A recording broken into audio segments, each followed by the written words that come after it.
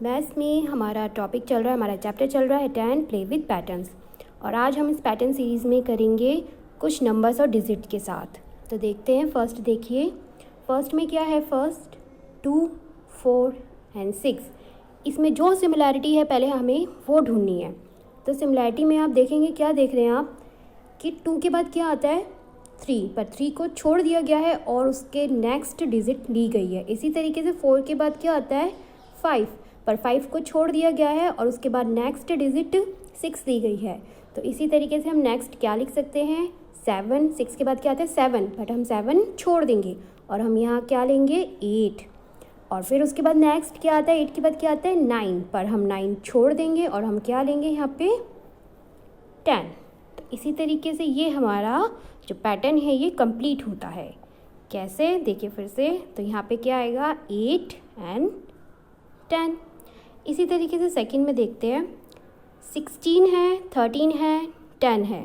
तो इसमें आप देखेंगे कि ये जो काउंटिंग है ये बैक काउंटिंग चल रही है, यानी कि 14 से पहले 16 से पहले क्या आते हैं 15 एंड 14, पर इन दोनों को छोड़ दिया गया है और क्या लिया गया है 13, यानी कि 2 नंबर्स बीच में छोड़ दिए गए हैं। इसी तरीके से 13 से पहले क्या आता है 12 एंड 11, पर इन दोनों नंबर्स को छोड़ दिया गया है और थर्ड नंबर लिया गया है यानी कि 10। तो इसी तरीके से 10 से पहले क्या आता है 9 एंड 8, पर हम इन दोनों नंबर्स को छोड़ देंगे और 8 के बाद जो नंबर आता है 7 वो हम यहाँ पे लिखेंगे। इसी तरीके से 7 से पहले क्या आता है 6 एंड 5, पर ये 2 नंबर भी हम छोड़ देंगे और 5 से पहले वाला नंबर लेंगे जो होगा 4। ठीक है, यानी कि 2 नंबर्स बीच में छोड़ के बैक काउंटिंग करके हमने ये पैटर्न पूरा किया है। इसी तरीके से थर्ड में क्या है 10B, 10C, 10D। तो आप देख रहे हैं तीनों में 10 कॉमन है। ठीक है, तीनों में 10 तो कॉमन है, तो यानी कि 10 तो आएगा ही। ठीक है, यहाँ भी 10 ज़रूर आएगा और यहाँ भी 10 ज़रूर आएगा।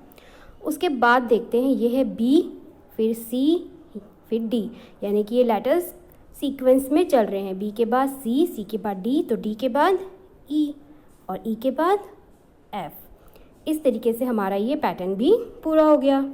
अब आपको भी ये पैटर्न पूरा करना है। ये देखिए, मैं आपको ये वर्क दे रही हूँ। आप बड़े बड़े डिजिट देख के घबराना नहीं है, क्योंकि सिर्फ ये एक पैटर्न है, कोई आपको कैलकुलेशन नहीं करनी है। ठीक है, फॉर एग्जांपल चलिए मैं आपको एक बता देती हूँ। इसमें क्या लिखा हुआ है, फर्स्ट 100, 200, 300, यानी कि ये तो 100 के गैप में है। तो यहाँ पे क्या आएगा 400, फिर 500, फिर 600, फिर 700। इसी तरीके से आपको भी इन पैटर्न्स में सिमिलैरिटी को पहचानना है, फाइंड करना है और उसके बाद इसको पूरा करना है। एक और वर्कशीट मैं आपको सेंड कर रही हूँ, ये रही। ये भी बहुत इजी है, इतने सारे नंबर्स देख के आपको बिल्कुल डरने की ज़रूरत नहीं है। देखिए फर्स्ट वाला देखिए, फर्स्ट में आप देखेंगे बच्चों, फर्स्ट में क्या है 2, 4, 6। ये जो 3 नंबर हैं तीनों में कॉमन है, 2, 4, 6 है ना, 2, 4 एंड 6। तो यानी कि आप इन तीनों में भी 2, 4, 6 तो ज़रूर लिखेंगे। और उसके बाद फोर्थ नंबर क्या है इसमें, देखिए 2, और 2 के बाद क्या है यहाँ पे 4, और इसमें क्या है 8, यानी कि हर नंबर को डबल किया गया है। कैसे, 2 को जब आप डबल करेंगे तो आएगा 4, 2 को आपने डबल किया तो आ गया आपका 4, और 4 आपने यहाँ पे लिख दिया। फिर इसके बाद आपको इस 4 को डबल करना है, 4 को आपने डबल किया तो आया आपका 8, तो 8 को यहाँ पे लिखा हुआ है। फिर इसी तरीके से आपको 8 को भी डबल करना है तो आपका आएगा 16, तो यहाँ पे फिर लिखेंगे आप 2, 4, 6 एंड 16। फिर थर्ड वाले में, नेक्स्ट वाले में आप इस 16 को डबल करेंगे और 2, 4, 6 तो सब में कॉमन ही आएगा। इसी तरीके से आपको ये पैटर्न कंप्लीट करने हैं। Okay, good luck.